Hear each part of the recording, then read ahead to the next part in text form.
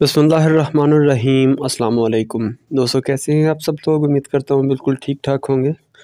मैं हूँ आपका दोस्त और होस्ट नुमान अली और आप देख रहे हैं doctor Numan Ali Hamza YouTube channel.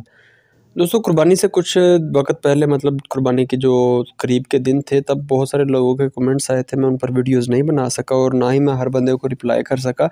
तो उनमें से एक दोस्त का कमेंट ये था कि उसका बकरा जो है उसको बुखार था और उसने उसको मतलब कुर्बानी का जानवर था, नया ही कहने के लाए होंगे। तो उन्होंने उसको पैनाडोल सिरप दे दिया, बुखार उतर गया, लेकिन खाने पीने से वो गुरेज़ ही कर रहा था, खा पी बिल्कुल नहीं रहा था। तो ऐसी कंडीशन में उसको क्या करना चाहिए? तो सबसे पहले नंबर पर तो आप ये चेक करें कि आया कि जानवर का बुखार जो है वो उतर गया। सबसे बेस्ट तो ये होता है कि एक बंदा जिसको इस चीज़ का पता ही नहीं है, मतलब हल्का-फुल्का भी जिसने पंगा कभी नहीं लिया, मेरे ख़्याल से उसको पंगा लेना ही नहीं चाहिए, किसी डॉक्टर को बुला लेना चाहिए। सबसे बेस्ट तो ये होता है। दूसरे नंबर पर बुखार जो है वो बहुत मुश्किल होता है कि ऐसी कंडीशन में सिर्फ पैनाडोल से बुखार उतर गया हो। अगर पैनाडोल से बुखार उतर जाए तो कम से कम जानवर थोड़ा बहुत खाता ज़रूर है।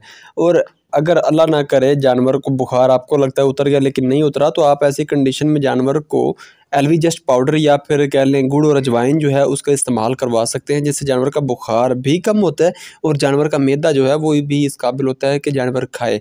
मज़ीद जानवर के जिस्म के अंदर मतलब जो ज़ुबान वगैरह है, वहाँ से चेक करें कि ज़ुबान के ऊपर कोई छाले वगैरह या फिर कोई और इशू तो नहीं आ रहा जिसकी वजह से खाने में जानवर को इशू आ रहा है। क्योंकि हो सकता है कि जानवर का पैनाडोल सिरप से बुखार उतर जाए, लेकिन ये भी हो सकता है कि बुखार तो उतर जाए लेकिन साथ में जानवर की ज़ुबान जो है उसके ऊपर मसले बने हुए हों, जिसकी वजह से वो खाना ना खा रहा हो। तो इस चीज़ का ख़्याल करें, आपका जानवर जो इंशाल्लाह वो खाएगा। और दूसरे नंबर पर ये होता है कि कुर्बानी के जो जानवर होते हैं वो मैं काफ़ी सारी वीडियोज़ में ज़िक्र कर चुका हूँ। जब वो नई जगह पर जाते हैं तो उनका खाना-पीना काफ़ी कम हो जाता है और दूसरे नंबर पर हमारे लोग जो होते हैं वो हर किस्म की चीज़ उसको खिलाना शुरू कर देते हैं। मीन्स अगर छोटा आया तो उसने बिस्कुट खिला दिए, बड़ा आया तो उसके सामने जो चीज़ पड़ी थी उसने वो खिला दी।